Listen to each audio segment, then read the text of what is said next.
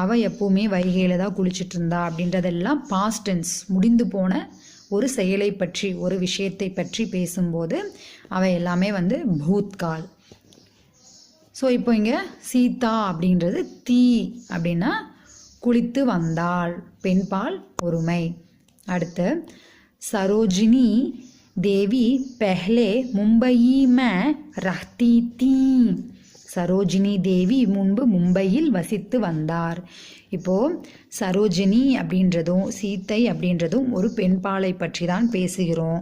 ஆனால் வந்து சரோஜினி அப்படின்றவங்களுக்கு நாம் ரெஸ்பெக்டாக மதிப்பு கொடுத்து பேசும்போது எப்படி ஆண்பாலுக்கு வந்து இந்த ராம்நாத் ஜி கல் சபாமே நஹி தே அப்படின்னு ப்ளூரல் ஃபார்முக்கு யூஸ் பண்ணுற மாதிரி யூஸ் பண்ணாமோ, பிகாஸ் அவங்களுக்கு நம்ம ரெஸ்பெக்ட் பண்ணுறோம்.